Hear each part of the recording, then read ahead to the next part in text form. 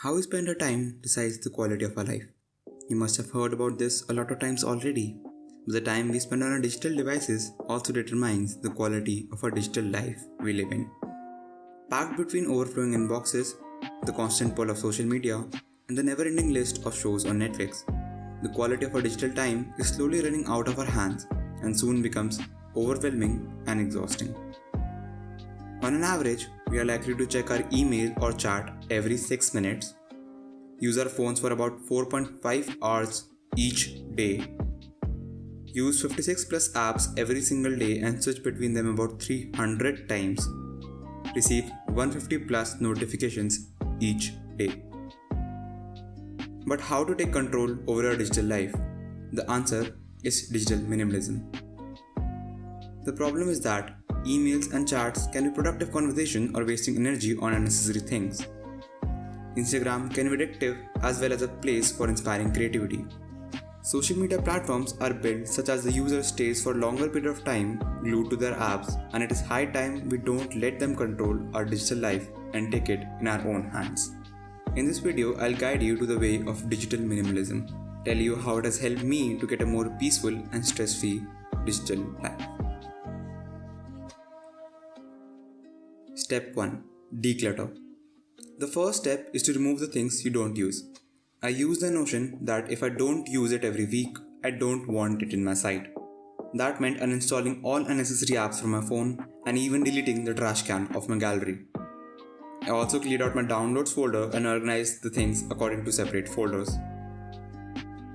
Step 2. Removing distractions. Next step was to analyze which apps I use most of the time. And at the top of the list was Instagram, of course, and then was WhatsApp, Twitter, Chrome, and other apps.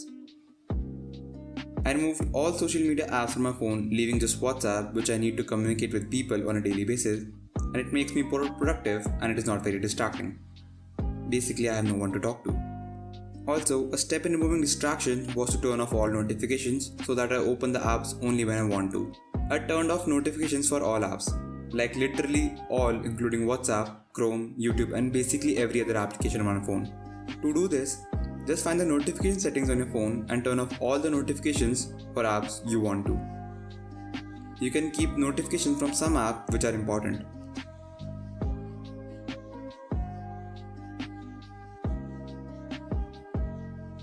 Step 3. Setting rules. The first step to implement any action or change in your life is to completely lay down the rules for it in a written format. Don't just make changes in your head, rather write it down on a piece of paper. For me, the rules were: first, limiting screen time. I set a boundary for my screen time to reduce it from 5 hours average to less than 2 hours every single day. To monitor my screen time, I use a digital well-being feature which is present in most Androids at this time. You can also use the built-in screen time feature if you are using an iOS device. Another alternative to this can be using apps such as Action Dash, which is available on the Play Store. I'll leave a link to it in the description below. Also, I did limit my screen times for apps such as Chrome and WhatsApp so that it adds one more layer of friction if I use it more than the allotted time. Rule 2. Using my laptop more. I decided to use less and less of my phone and switch over to whatever I can do on my laptop. You might think that it does not make sense, but hear me out. Using a laptop involves more friction than using a mobile device. I'm more likely to grab my phone and start scrolling than to open my laptop, open Chrome, open Instagram, and then start scrolling. Moreover, apps such as Instagram are not very optimized for web platforms so that it makes less addictive. Using a mouse and keyboard to navigate around is far less convenient than using your fingers on a touchscreen device. Rule 3. Opening my socials once daily. I put a limit to opening my Instagram and Twitter handle once daily, and that too only on my laptop. I also gave myself a limit to not use them for more than 30 minutes and 15 minutes respectively. And considering how buggy Instagram is on web, I ended up closing the tab in 3-4 minutes almost every time.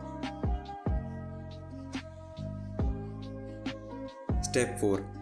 Appreciating the changes. The next step is to identify the changes and appreciate it. You might feel bored for some days, but remember to focus on your long-term goals rather than focusing on your short-term gratification. After a week of doing this, identify the changes you feel from this. Just sit down and try to think what benefits you feel from this. You might identify some, you might not. but sit tight and be there for the long run. Step 5, which is completely optional, is customization. This is more of a psychology thing. Changing your phone and laptop wallpaper and doing little customization will make you remember about the new rules you have set for yourself. I changed my phone and laptop wallpaper and also changed my phone icon pack. Many iPhone people can change their home screen layout and add some motivational quotes from the Pinterest widget. Make sure you make your own rules and filter out what works for you and what doesn't. It's a hit and trial process, and soon enough you will find a pattern of what works for you. With this, make sure you like the video if you gained anything out of it. And also subscribe to my channel if you are interested in these type of stuff. Also, make sure you follow me on Instagram because I keep giving sneak peeks of everything I'm doing there. Now that's me, signing off.